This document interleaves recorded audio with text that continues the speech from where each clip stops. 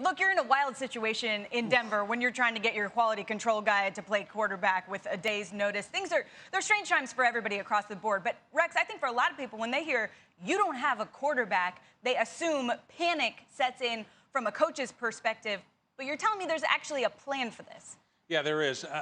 As a head coach, what you do, and maybe your team doesn't even realize it, but you have what you call direct runs. And literally, your entire playbook in your run game is out there for you. And all you got to do is just snap it to your running back.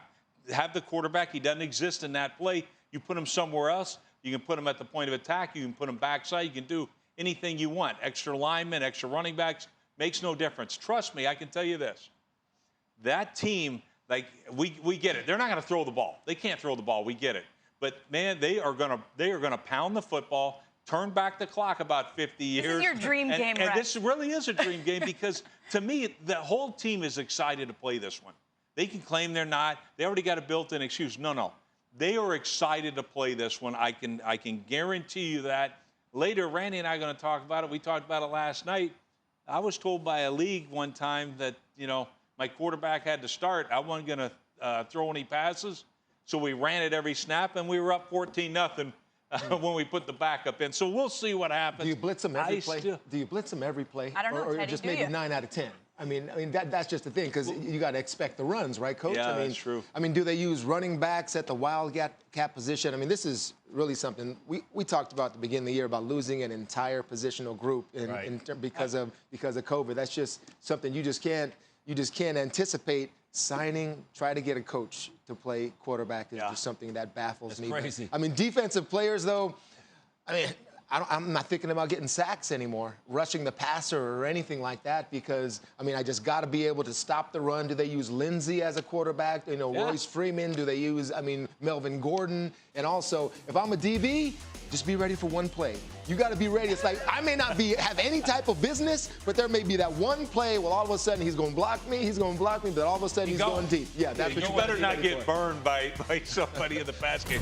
Rex, you were talking about, a player. You're talking about the wide receiver. You moved to quarterback Brad Smith. I see some similarities in a guy like Kendall Hinton because of him understanding the routes, where the player's supposed to be, and how to throw the ball. But one thing I like about it, the uncertainty for the New Orleans Saints. One thing that I'll give you a statistic about the New Orleans Saints. The Saints are -- their defense is #1 in the National Football League in penalty. So you're going in this game at Mile High Stadium.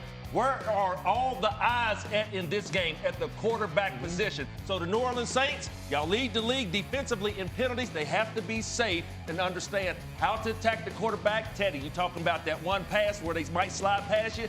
If they are passing the ball, the Saints have to be careful about attacking the quarterback because they lead the league in that. Yeah, for that Saints defense, it's all about the element of surprise today because they don't know what they're preparing for. Matt, I want to bring you in here because I know you actually called some Wake Forest games the last couple of years, so you actually got to see Kendall Hinton, albeit not necessarily at the quarterback position. What do you know about this guy?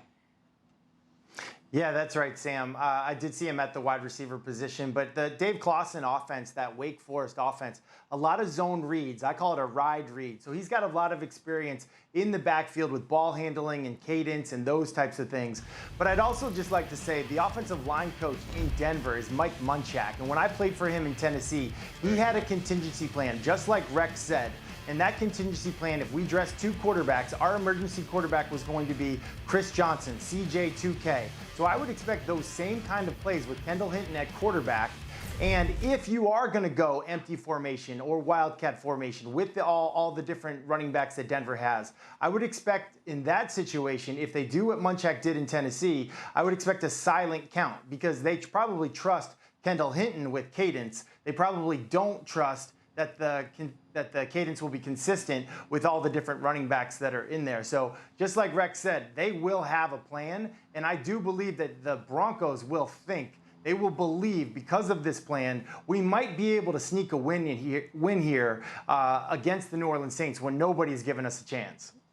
Was the plan talked about before in the past? Of course, you got to have the plan, but if the plan is now, okay, this is my plan if this would have happened, and then you try to implement it like last night, Yeah. or when you just have 2 days to do it. That's just the thing the whole Denver Broncos have to worry about in terms of this is something totally new to what they game plan for the entire week. So I understand the coaching staff, but implementing that plan in like 36 hours, that's going to be something to see. Well, in a positive note for this Broncos offense, strange to say this, but Kendall Hinton has actually thrown a touchdown pass in a game more recently than Taysom Hill.